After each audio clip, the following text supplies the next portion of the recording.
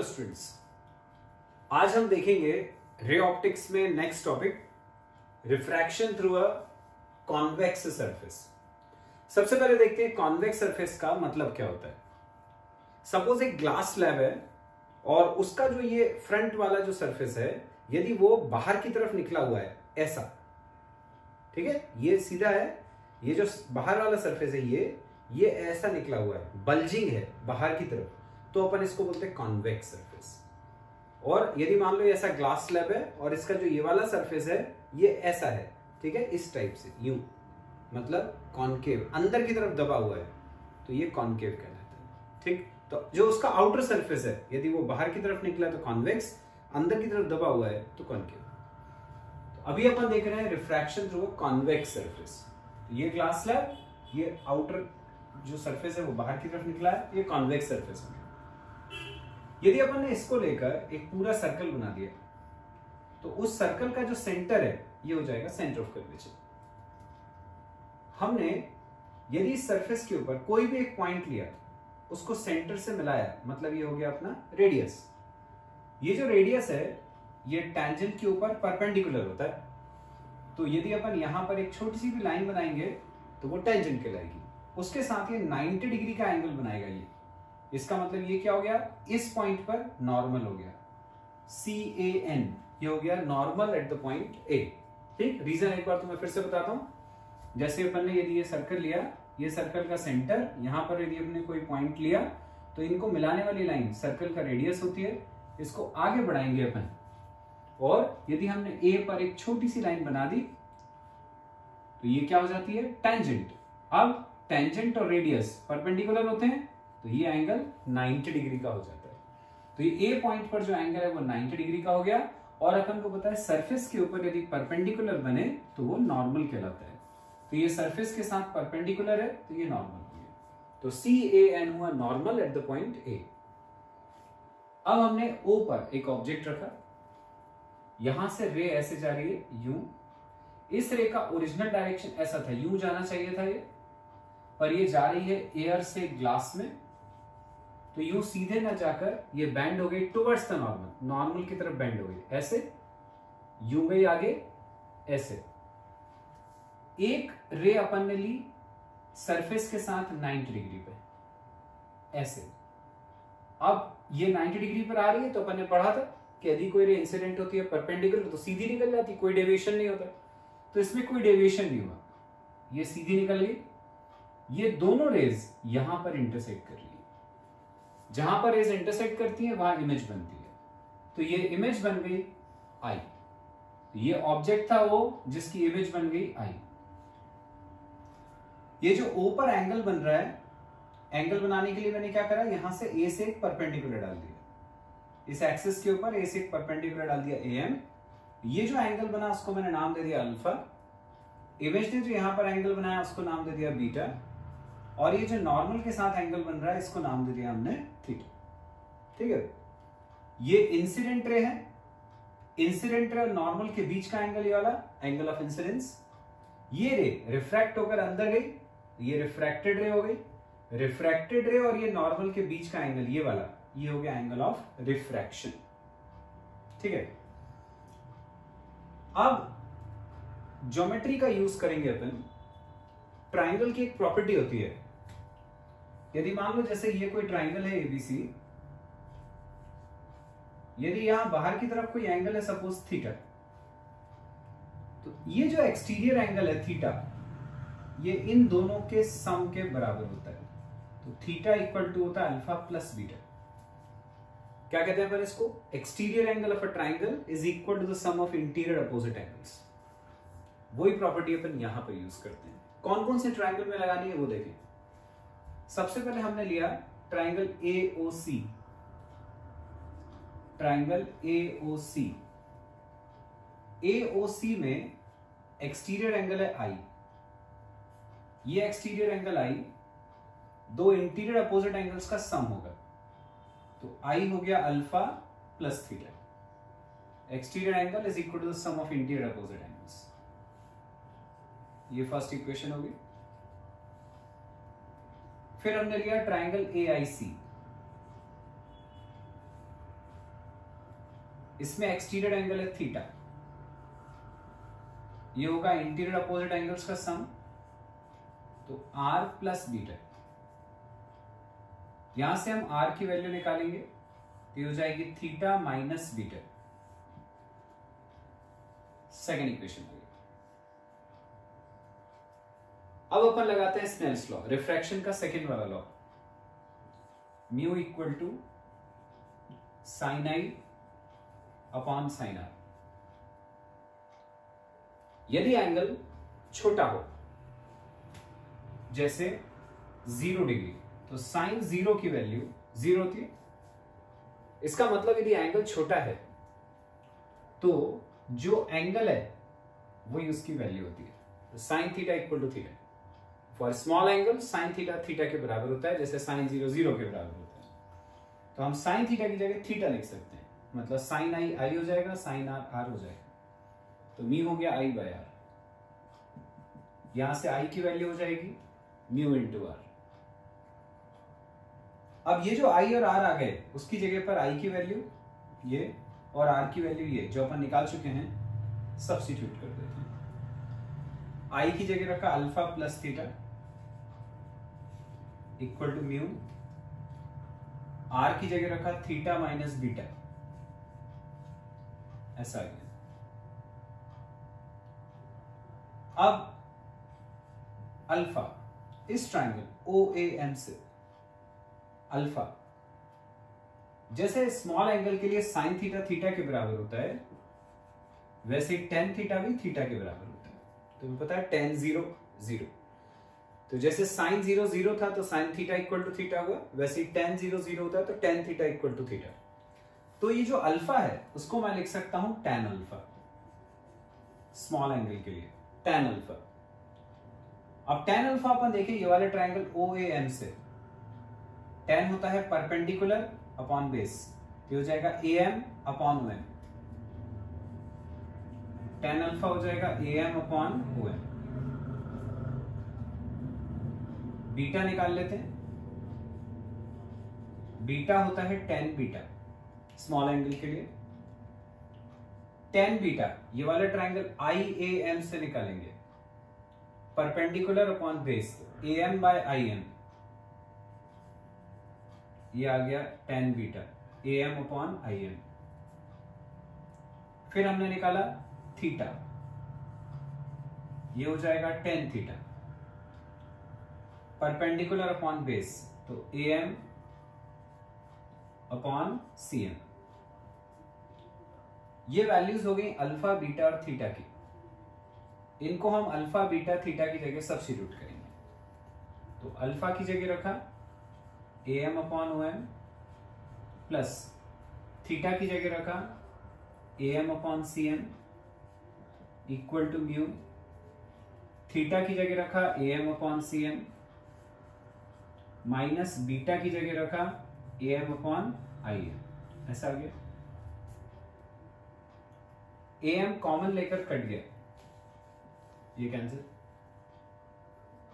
तो यहां आ गया 1 upon O M plus 1 upon C M equal to mu, यहां आ गया 1 upon C M minus 1 upon I M. ऐसा आ जाएगा। अब हम ये देखें O M C M I M ये सब क्या क्या हो जाएंगे। अपन को दिख रहा है कि एम पॉइंट पी के बहुत पास में है, M is close to P. M यदि पी के पास में है तो जो डिस्टेंस ओ एम है उसको हम लगभग ओपी लिख सकते हैं। जरा सा अंतर है दोनों में, इतना सा। तो ओ एम अप्रोक्सीमेटली इक्वल हो जाएगा ओपी के, सी एम हो जाएगा सीपी के, और आई एम हो जाएगा आईपी के। मतलब सिंपली ये समझ सकते हो कि हमें जहां एम था उसकी जगह पी लिख देना है, क्योंकि एम और पी पास में।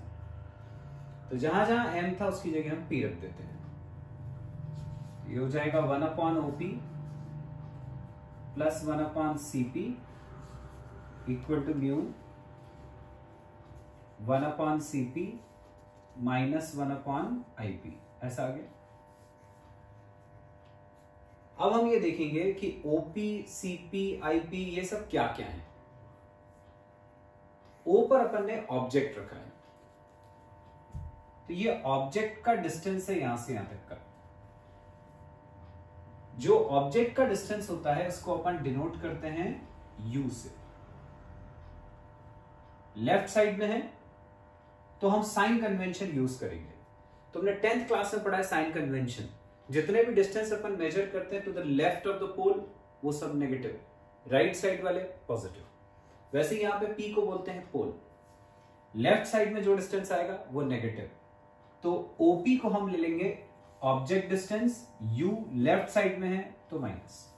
बिल्कुल वैसे जैसे कोऑर्डिनेट ज्योमेट्री में होता है, ये ओरिजिन के राइट साइड में एक्स पॉजिटिव, लेफ्ट साइड में एक्स नेगेटिव। वैसे तो ओपी हो गया माइनस यू, पीसी ये वाला डिस्टेंस पीसी। हमको दिख रहा है सी सेंटर है, यदि सी सेंटर हुआ तो ये क्या हुआ, रेडियस हो गया इस सर्कुलर सरफेस का, तो ये रेडियस हो जाएगा इतना। इसको अपन ने लिखा radius of curvature, right side में है तो पॉजिटिव। आईपी, आई पर क्या था, इमेज बनी थी, तो ये जो इमेज का डिस्टेंस होता है इसको हम वी बोलते हैं, राइट साइड में है तो पॉजिटिव। अब ये तीनों वैल्यू सब्स्टिट्यूट करता हूं, 1/OP तो माइनस यू, प्लस 1/CP तो R equal to mu, 1/CP R minus 1/V, ऐसा आ गया।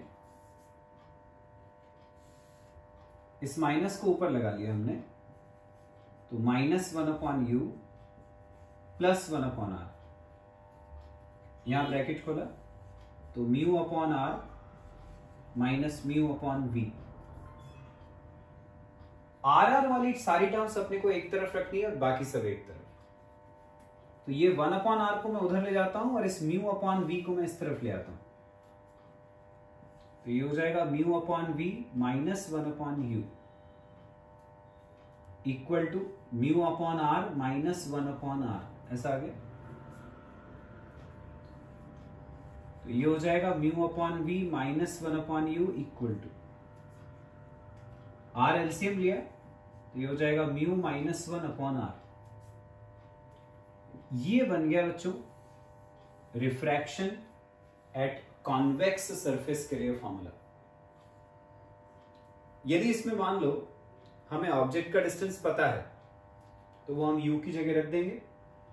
यदि अपन को रेडियस ऑफ कर्वेचर और रिफ्रैक्टिव इंडेक्स पता है तो वो हम r की जगह म्यू की जगह रख देंगे, r और म्यू की जगह, तो उससे अपन को इमेज डिस्टेंस v पता चल जाएगा।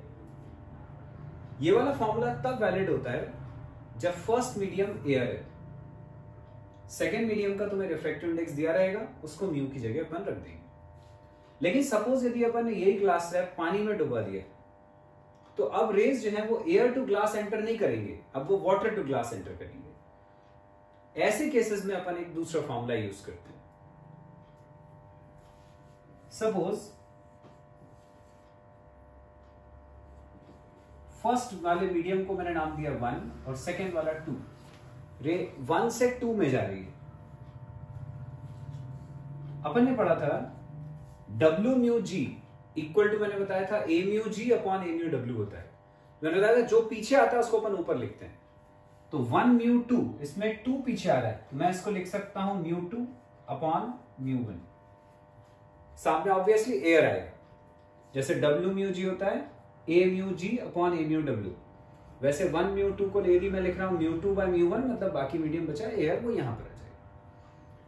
तो यदि मान लो ये पूरा ग्लास स्लैब डूबा हुआ है पानी के अंदर या किसी और मीडियम के अंदर, तब अपन ये वाला फॉर्मूला ना यूज करते हुए हम म्यू की जगह पर यूज करेंगे 1 म्यू 2।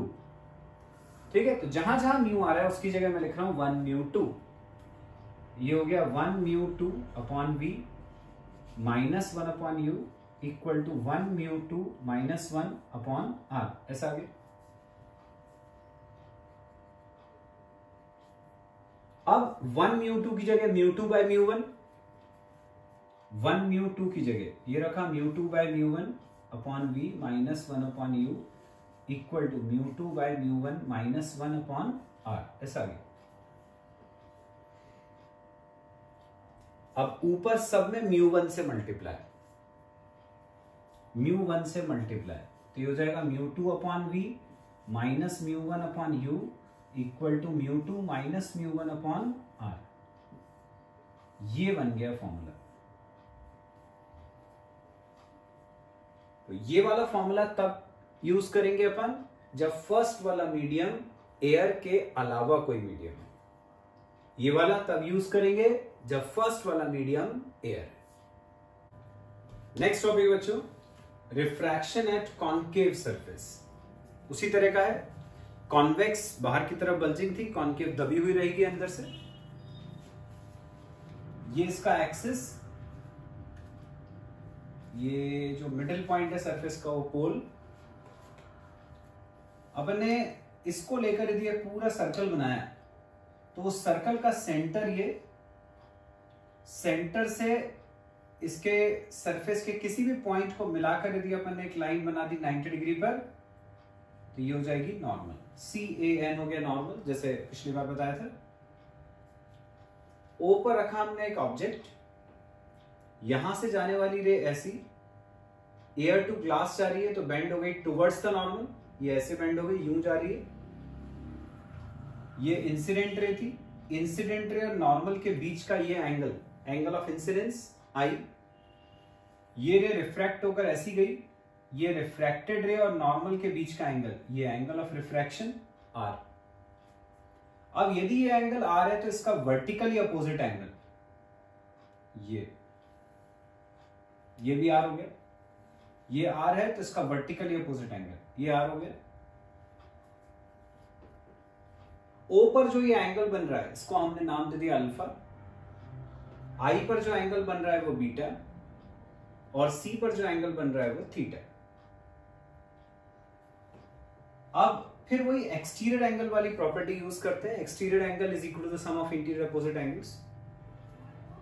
हमने लिया ट्राइंगल AOC, ट्राइंगल AOC, इसमें एक्सटीरियर एंगल देखें, AOC में एक्सटीरियर एंगल है alpha equal to interior opposite angles देखो दो हैं, एक है थीटा और एक है आई, थीटा प्लस आई। यहां से आई की वैल्यू हो जाएगी alpha minus theta, first equation. फिर हमने लिया triangle AIC, triangle AIC, triangle AIC में एक्सटीरियर एंगल है beta equal to interior opposite angles हो गए थीटा और आर, तो ये हो जाएगा थीटा प्लस आर। AIC में exterior angle beta equal to theta plus R. यहां से आर की वैल्यू आ गई beta minus theta, second equation. अब स्नेल्स लॉ लगाते हैं। म्यू होता है sign I upon sine R, small angle के लिए I बाय आर, आई हो गया म्यू इंटू आर। आई की वैल्यू फर्स्ट इक्वेशन से अल्फा माइनस थीटा यहां रखी इक्वल टू म्यू, आर की वैल्यू बीटा माइनस थीटा ये रख दी। इसको मान लेता हूं थर्ड इक्वेशन। अब जैसे पिछली बार बताया था स्मॉल एंगल के लिए अल्फा टेन अल्फा के बराबर होता है, जैसे sine theta equal to theta वैसे tan theta equal to theta. Alpha tan alpha के बराबर हुआ, टेन अल्फा की वैल्यू निकाले हम ये वाला ट्राइंगल OAM से, perpendicular upon base AM upon OM, ये हो गया AM अपॉन OM, ये अल्फा आ गया। थीटा ये होगा टेन थीटा के बराबर, tan theta perpendicular upon base AM upon am upon cm, am by cm, ये हो गई थीटा की वैल्यू। बीटा ट्रायंगल AIM से, AIM से tan बीटा ये होगा am upon im, tan beta am upon im। तो ये आ गया अल्फा की वैल्यू, थीटा की वैल्यू और बीटा की वैल्यू, ये तीनों वैल्यूज आ गई। इन तीन वैल्यूज को सब्स्टिट्यूट करेंगे थर्ड इक्वेशन में। तो अल्फा की जगह रखा am upon om minus theta की जगह रखा am by cm equal to mu, beta की जगह am by im minus theta की जगह am बाय cm। ये वैल्यूज अपन ने सब्स्टिट्यूट कर दी। am कॉमन लेकर कट गया, तो यहां पर बचा 1 upon om minus 1 upon cm equal to mu 1 upon im minus 1 upon cm, ऐसा आ गया। अब फिर देख रहे हो बच्चों m और p बहुत पास पास होते हैं, तो जहां पर m था अपन उसकी जगह p रख सकते हैं। तो m is close to p,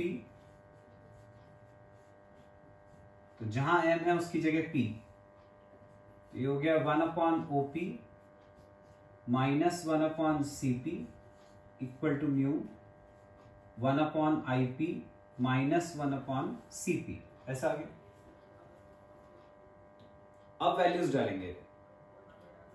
OP क्या है देखें, OP O पर ऑब्जेक्ट है, तो OP हुआ ऑब्जेक्ट डिस्टेंस, इसको U से डिनोट करते हैं जैसे पिछली बार किया था।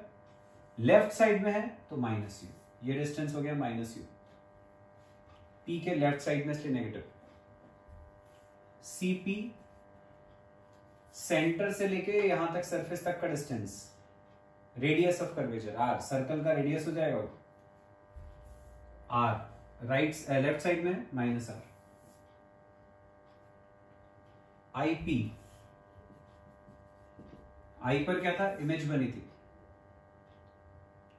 तो IP इमेज का डिस्टेंस है, लेफ्ट साइड में है माइनस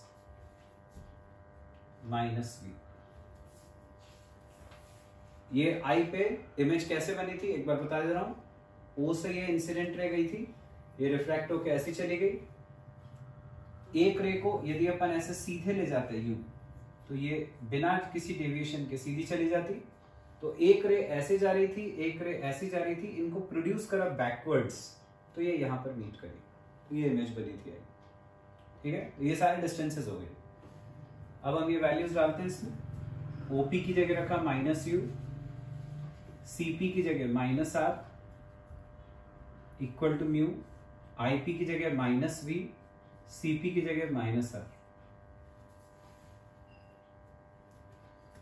तो ये हो गया minus 1 upon U minus minus plus 1 upon R equal to minus mu upon V और minus minus plus 1 upon mu upon R, ऐसा आ गया। RR वाली एक टर्म से एक तरफ कर लेते हैं, बाकी एक तरफ। तो ये जो म्यू अपॉन V है इसको हम इस तरफ ले आते हैं, तो ये हो जाएगा mu upon V minus 1 upon U equal to, इस 1 अपॉन R को उधर ले गए, तो mu upon R minus 1 upon R, ये आ गया mu upon V minus 1 upon U equal to mu minus 1 upon R। बन गया फॉर्मूला। ये फॉर्मूला हुआ for refraction at concave surface. तुम कंपेयर करोगे इसको कॉन्वेक्स से, तो उसमें भी सेम फॉर्मूला बना था। मतलब सरफेस चाहे कॉन्वेक्स हो चाहे कॉनकेव हो, रिफ्रैक्शन का फॉर्मूला दोनों केस में सेम रहता है। अब फिर वही कंडीशन कि ये वाला फॉर्मूला एप्लीकेबल सिर्फ तब होगा when first medium is air. लेकिन यदि मान लो फर्स्ट मीडियम एयर नहीं है, तब फिर वही हम म्यू को रखेंगे 1 म्यू 2, 1 अपना फर्स्ट मीडियम हो जाएगा, 2 हमारा सेकेंड मीडियम हो जाएगा, और 1 म्यू 2 जो है ये म्यू 2 बाय म्यू 1 के बराबर होता है, अपन को पता है, जैसे W म्यू जी होता है mu G upon mu W।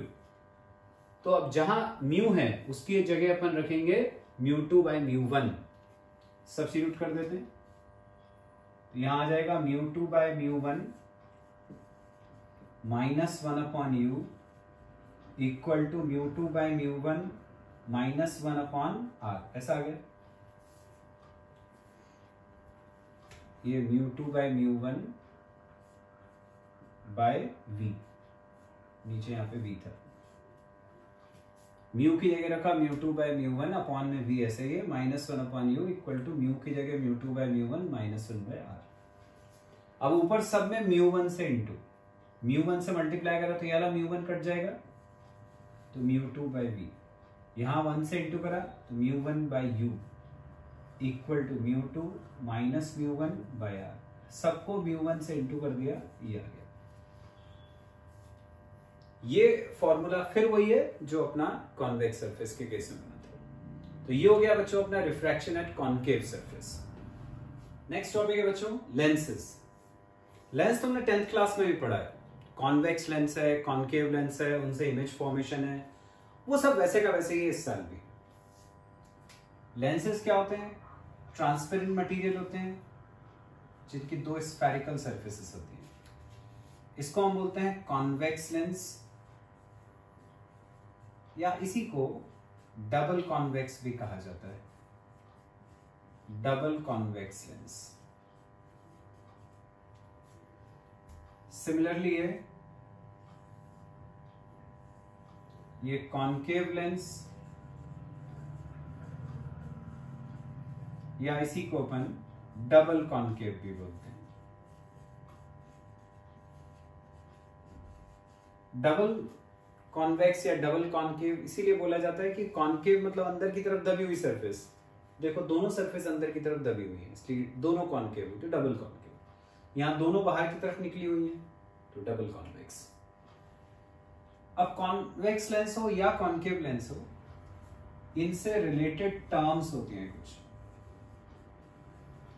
Related terms तो मैं याद होंगी, optical centre, radii of curvature, principal axis, ये सब तुमने पढ़ा हुआ है, वही है।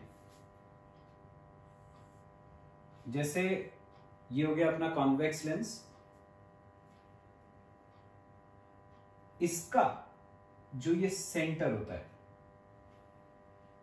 ये पहली टर्म है जिसको हम बोलते हैं ऑप्टिकल सेंटर, ऑप्टिकल सेंटर, ये O।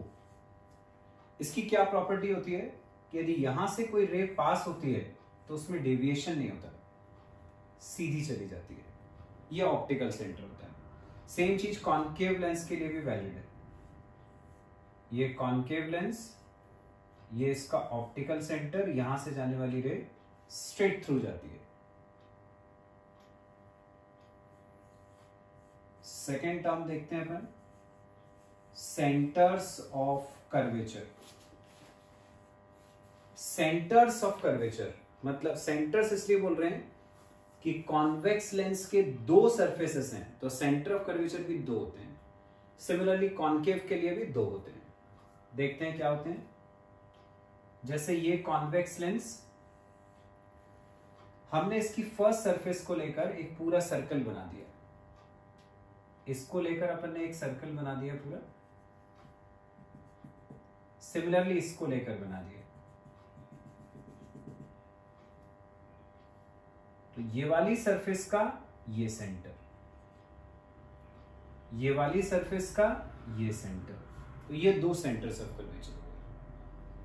अब कन्वेंशन है कि कॉन्वेक्स लेंस में जो राइट साइड वाला सेंटर होता है इसको हम बोलते हैं 2f2, जबकि लेफ्ट वाला जो सेंटर है इसको बोलते हैं 2f1। ये 2 सेंटर्स हो गए। इनको यदि अपन ने एक लाइन से मिला दिया तो ये जो लाइन है ये कहलाती है हमारी थर्ड टर्म प्रिंसिपल एक्सिस। ये थर्ड टर्म कहलाती है प्रिंसिपल एक्सिस। ये हो गया प्रिंसिपल एक्सिस। ऑप्टिकल सेंटर जो ऊपर सेंटर बताया था मैंने, वो इसी पे लाई करता है। ये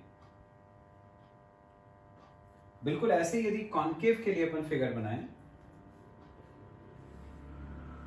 ये कॉन्केव लेंस, ये इसकी एक सरफेस, इसको लेकर हमने सर्कल बनाया, दूसरी सरफेस इसको लेकर हमने सर्कल बनाया। इन दो सर्कल्स के सेंटर्स सेंटर ऑफ कर्वेचर कहलाएंगे। इसमें उल्टा रखना है अपन को, जैसे इधर में राइट साइड वाला 2f2 था, उसमें लेफ्ट साइड वाले को 2f2 और राइट साइड वाला 2f1, और इनको मिलाने वाली लाइन फिर वही प्रिंसिपल एक्सिस, ऑप्टिकल सेंटर उसी पे लाई करेगा।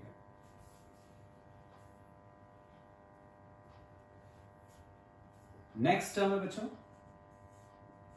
Radius of curvature. Radius of curvature, अभी अपन ने देखा कॉन्वेक्स लेंस हो चाहे कॉन्केव लेंस हो, यहां पर एक और यहां पर एक, ऐसे दो सर्कल्स अपन ने बनाए थे, उनके सेंटर्स को हमने बोला था सेंटर्स ऑफ कर्वेचर। उन सर्कल्स के जो रेडियस हैं वो कहलाते हैं रेडियाई ऑफ कर्वेचर।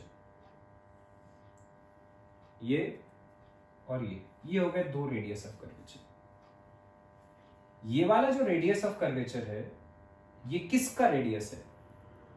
ये जो कॉन्वेक्स लेंस है उसमें जो पीछे वाली सरफेस है, कॉन्वेक्स लेंस में जो ये पीछे वाली सरफेस है, ये उसका रेडियस है। ये वाला पीछे वाली का है तो ये R2, और ये जो फर्स्ट वाली सरफेस है ये ऐसी गई, उसका रेडियस ये है तो ये R1। वैसे यहां पे एक ये रेडियस, एक ये रेडियस। ये वाला रेडियस किसका है? ये फर्स्ट वाली सरफेस का है तो R1। ये वाला रेडियस किसका है? सेकेंड वाली सरफेस का है तो ये हो गया R2। तो ये हो गया बच्चों रेडियस ऑफ कर्वेचर।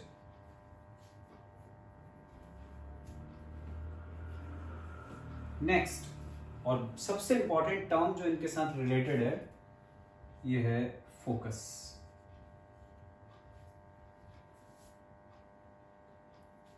जैसे सेंटर्स ऑफ कर्वेचर दो होते हैं, रेडियाई ऑफ कर्वेचर दो होते हैं, ऐसे इनके फोकस भी दो होते हैं।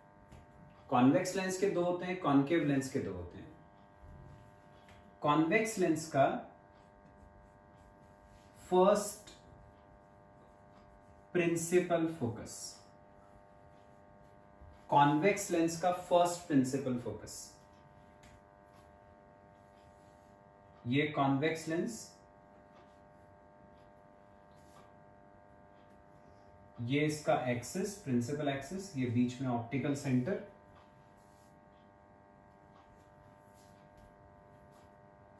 यदि अपन यहां पर एक पॉइंट लेते हैं,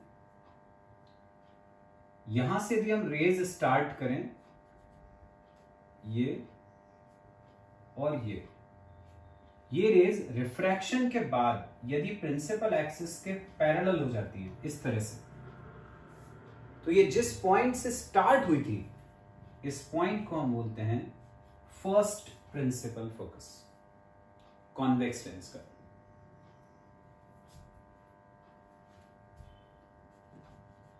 फिर इसका सेकेंड प्रिंसिपल फोकस,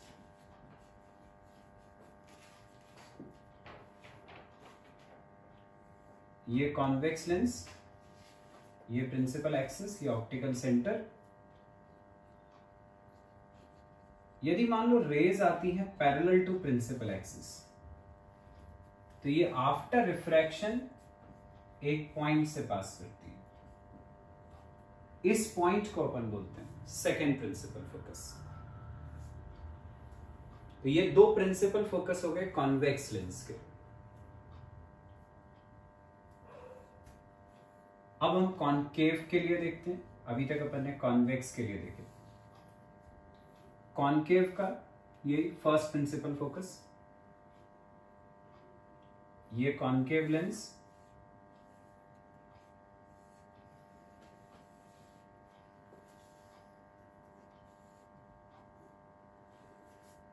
यदि मान लो रेज ऐसी आ रही है, यूं, मतलब यदि लेंस नहीं होता तो ये आगे जाके एक पॉइंट पे मीट करती, पर लेंस की प्रेजेंस की वजह से इनका रिफ्रैक्शन हो जाता है और ये आफ्टर रिफ्रैक्शन ऐसी पैरेलल हो जाती है। तो यदि लेंस नहीं होता तो ये जिस पॉइंट पे जाके मिलने वाली थी, इसको बोलते हैं फर्स्ट प्रिंसिपल फोकस। मतलब रेज जो एक पॉइंट की तरफ डायरेक्टेड है वो आफ्टर रिफ्रैक्शन पैरेलल हो जाती है, तो जिस पॉइंट की तरफ डायरेक्टेड थी उसको बोलते हैं first principal focus. Second principal focus, ये कॉन्केव लेंस,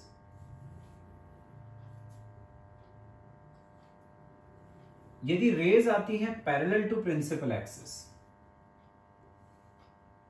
ये आ रही है पैरेलल टू प्रिंसिपल एक्सिस, ये रिफ्रैक्शन के बाद इसे डाइवर्ज हो जाती है।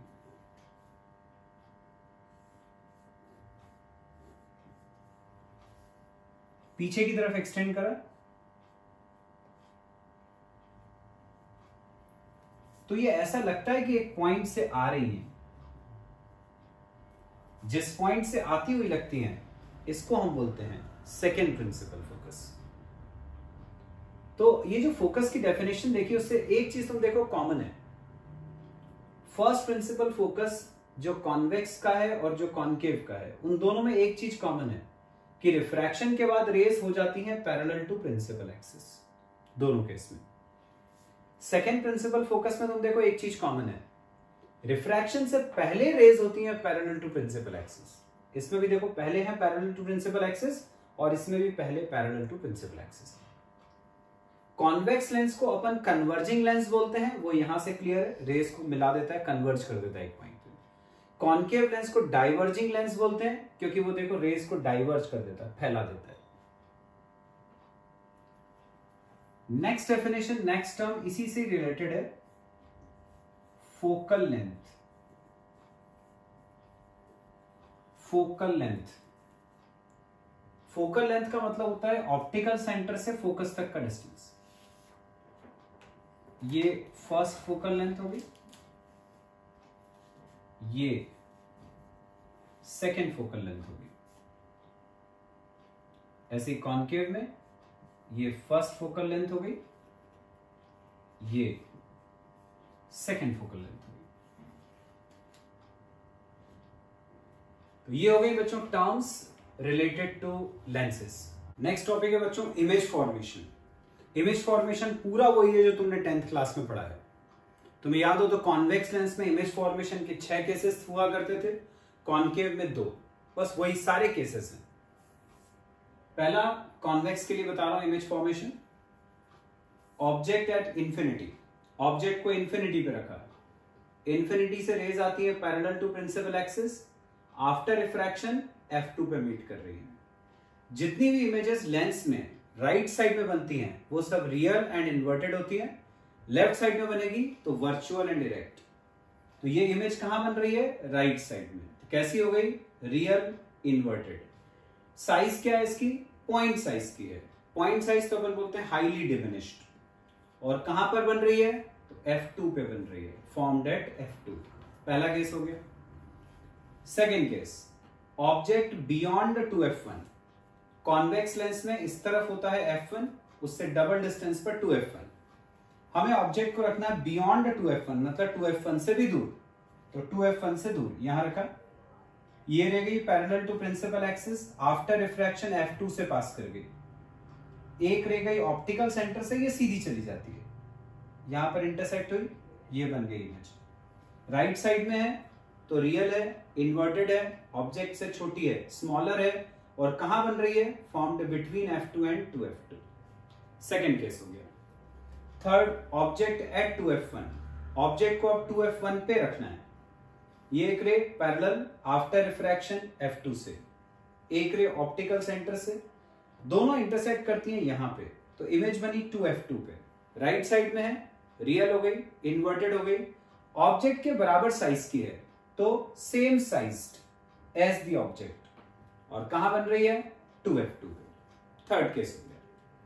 Fourth, object between F1 and 2F1, object को रखा F1 और 2F1 के बीच में कहीं पर भी, इन दोनों के बीच में कहीं भी। एक ray parallel after refraction F2 से जाएगी, एक ऑप्टिकल सेंटर से सीधी चली गई, दोनों यहां इंटरसेक्ट करी, ये इमेज बन गई।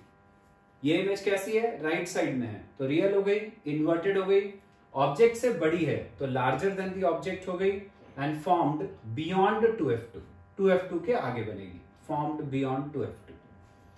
फोर्थ केस हो गया। Fifth case, object at F1, object को F1 पे रखना है।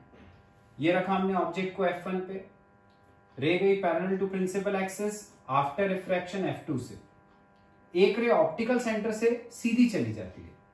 ये दोनों रेज पैरेलल जा रही है रिफ्रैक्शन के बाद। अपन को पता है पैरेलल रेज कहां से आती हैं? वो आती है इंफिनिटी से, तो ये जाएंगे भी इंफिनिटी पे। अब यदि इमेज यहां भी बनती तो ऑब्जेक्ट से बड़ी बनती, और आगे जाओगे और बड़ी होती जाएगी तो बहुत बड़ी इमेज बनेगी, लेकिन बनेगी राइट साइड में। तो रियल इन्वर्टेड बहुत बड़ी है तो हाईली मैग्निफाइड, और कहां बन रही है? इंफिनिटी पे, formed at infinity. Next case है object between O and F1। अब ऑब्जेक्ट को रखना है O और F1 के बीच में। ये रखा object, ray parallel after refraction F2 से, एक रे ऑप्टिकल सेंटर से सीधी चली गई। अब यहां दिख रहा है कि दोनों के बीच में दूरी यहां लगातार बढ़ती चली जा रही है, तो इनके आगे जाके इंटरसेक्ट करने का तो कोई चांस नहीं है, तो हम इनको एक्सटेंड करेंगे बैकवर्ड्स, पीछे की तरफ, यहां इंटरसेक्ट करें। ये बनी इमेज। अब ये इमेज राइट साइड में नहीं बन रही जैसे अभी तक बन रही थी, ये बन रही है लेफ्ट साइड में, मतलब ये होगी वर्चुअल इरेक्ट। तो इमेज हो गई वर्चुअल इरेक्ट, ऑब्जेक्ट से बड़ी है तो मैग्निफाइड, और कहां बन रही है? Formed on the same side, इसी तरफ बनेगी। ये कोई पोजीशन फिक्स नहीं है कि F1 और 2F1 के बीच में बनेगी, कि 2F1 पे बनेगी, कि बियॉन्ड, कहीं भी बन सकती है, पर सेम साइड बनेगी। तो ये हो गया image formation by convex lenses. अब अपन देखते हैं बच्चों image formation by concave lens. इसमें दो ही केसेस हैं। पहला केस है ऑब्जेक्ट एट इंफिनिटी, इंफिनिटी से आने वाली रेज आई parallel to principal axis, refraction के बाद डाइवर्ज हो गई, ये डाइवर्ज हो गई। अब आगे की तरफ मीट करने का कोई चांस नहीं है, पीछे की तरफ एक्सटेंड करा तो मीट करती है F2 पे। अब इमेज कहां बन रही है? लेफ्ट साइड में, मतलब वर्चुअल एंड इरेक्ट। तो इमेज हो गई वर्चुअल इरेक्ट, बहुत छोटी है तो हाईली डिमिनिश्ड। कहां पर बन रही है? Formed at F2। पहला केस हो गया। सेकेंड और लास्ट केस है ऑब्जेक्ट इन फ्रंट। इसमें दो ही केस इसलिए होते हैं कि ऑब्जेक्ट को फ्रंट में रखो, चाहे F2 के बियॉन्ड रखो, F2 और 2F2 के बीच में रखो, या 2F2 के आगे रखो, हर केस में इमेज एक ही जगह बनती है, इसलिए इसमें दो ही केसेस होते हैं। तो ऑब्जेक्ट को रखा अपन ने लेंस के सामने, एक रह गई parallel to principal axis, diverge हो गई, पीछे की तरफ एक्सटेंड करा, ऐसा लगेगा कि F2 से आ रही है। एक रे को ऑप्टिकल सेंटर से ले गए, सीधी चली गई, पीछे की तरफ एक्सटेंड करा तो ये दोनों यहां इंटरसेक्ट कर रही है। तो ये बन गई इमेज, जो कैसी है? लेफ्ट साइड में है, मतलब वर्चुअल हो गई, इरेक्ट हो गई, ऑब्जेक्ट से छोटी है तो स्मॉलर हो गई, और कहां बन रही है? Formed between O and F2। तो ये हो गए अपने image formation by convex and concave lenses.